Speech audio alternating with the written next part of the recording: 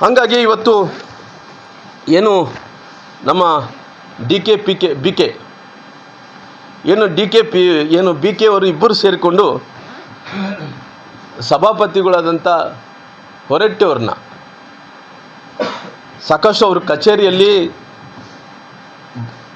ಮತ್ತು D K ಮತ್ತು B K ಅವರು ಕುಂತು ಅವ್ರನ್ನ ಬೆದರಿಸಿ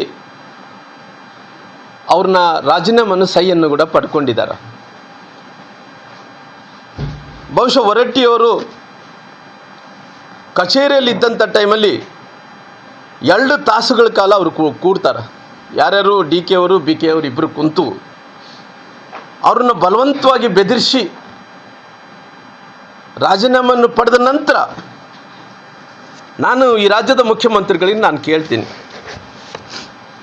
ಸ್ವಾಮಿ ಹೊರಟ್ಟಿಯವರು ಈ ದೇಶದಲ್ಲಿ ಅತ್ಯಂತ ಹಿರಿಯ ಶಾಸಕ, ನಂತರ ಬಹುಶಃ ಎಷ್ಟು ಹಿರಿಯ ಶಾಸಕ ಅಂದ್ರೆಗಿನ ಬಹುಶಃ ಅವ್ರದ್ದೆಲ್ಲರೂ ಕೂಡ ತಾವು ವಿಡಿಯೋ ಕ್ಲಿಪ್ಪಿಂಗ್ ನೋಡಿದರೆ ಅನೇಕ ಮಂದಿ ಅವರು ಶಾಸಕರನ್ನಾಗಿ ನೋಡಿದಾರ, ಮುಖ್ಯಮಂತ್ರಿಗಳಾಗಿ ನೋಡಿದಾರ. ಆದರೆ ಇವತ್ತು ಹಿರಿಯ ಶಾಸಕನಿಗೆ ಬಹುಶಃ ಹೊರಟ್ಟಿಯವರು ಹಿರಿಯ ಶಾಸಕರ ಜೊತೆಲಿ ಅವ್ರು ಏನನ್ನ ಗಿನ್ನಿಸ್ ಬುಕ್ಸ್ ಆಫ್ ರೆಕಾರ್ಡಲ್ಲಿ ಅವರು ಏರಿದ್ದಾರೆ ಅಂತೇಳಿ ನಾನು ತಿಳ್ಕೊಂಡಿದ್ದೀನಿ. ಅವರು ಆ ಹೆಸರು ಕೂಡ ದಾಖಲೆ ಆಗಿದೆ ಗಿನ್ನಿಸ್ ಬುಕ್ಸ್ ಆಫ್ ರೆಕಾರ್ಡ್ಸಲ್ಲಿ ಅಂತೇಳಿ ನಾನು ತಿಳ್ಕೊಂಡು ಅಷ್ಟು ಬಾರಿ ಶಾಸಕರಾದಂಥವ್ರು.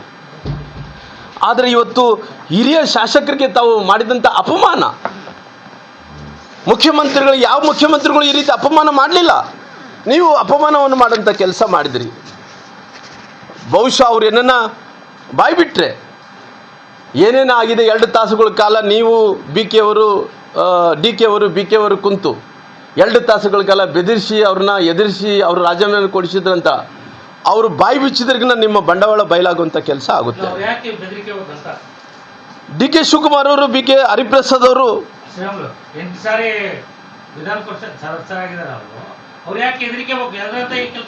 ಅಲ್ಲ, ಅವ್ರಿಗೆ ಇವತ್ತು ನೋಡ್ರಿ, ಅವ್ರಿಗೆ ಒಂದು ಯಾವೇ ಮುಖ್ಯಮಂತ್ರಿಗಳು ಇತಿಹಾಸವನ್ನು ತೆಗೆದು ನೋಡಿದ್ರೆ ಈ ರೀತಿ ರಾಜೀನಾಮೆಯನ್ನು ಕೊಡಿಸಿದಂಥ ಉದಾಹರಣೆಗಳು ಯಾವಿಲ್ಲ.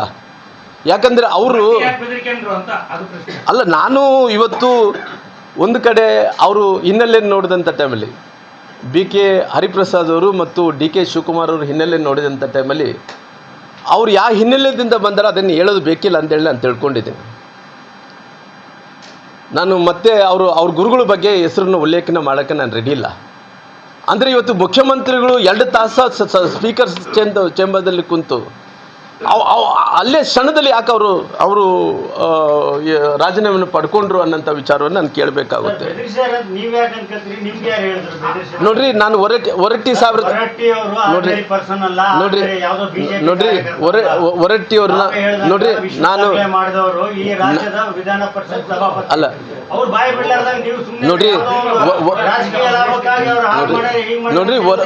ಹೊರಟ್ಟಿಯವ್ರ ಹತ್ರ ನಾನು ಮಾತಾಡಿಲ್ಲ.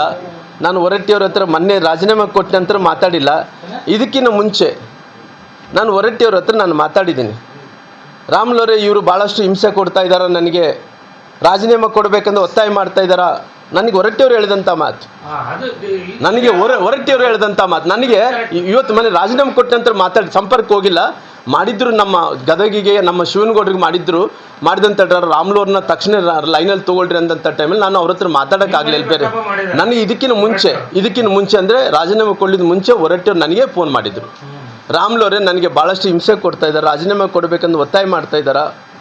ರಾಮ್ಲೋರು ಇವ್ರು ಎಂಥ ರಾಜಕಾರಣ ಮಾಡ್ತಾರ್ರಿ, ಯಾವ ಮುಖ್ಯಮಂತ್ರಿಗಳು ಈ ರೀತಿ ನಡ್ಕೊಂಡಿಲ್ಲ, ಇವರು ಈ ರೀತಿ ಅಸಹ್ಯ ಮಾಡೋಂಥ ಕೆಲಸ ಮಾಡ್ತಾರೆ. ಯಡಿಯೂರಪ್ಪ ನಮಗೆ ಹೊರಟ್ಟಿಯವ್ರು ಹೇಳಿದಂಥ ಮಾತು. ಹೆಚ್ಚಿನ ವಿಡಿಯೋಗಳಿಗೆ ಪ್ರತಿಧ್ವನಿ ಯೂಟ್ಯೂಬ್ ಚಾನೆಲ್ ಸಬ್ಸ್ಕ್ರೈಬ್ ಮಾಡಿ, ಬೆಲ್ ಐಕಾನ್ ಕ್ಲಿಕ್ ಮಾಡಿ.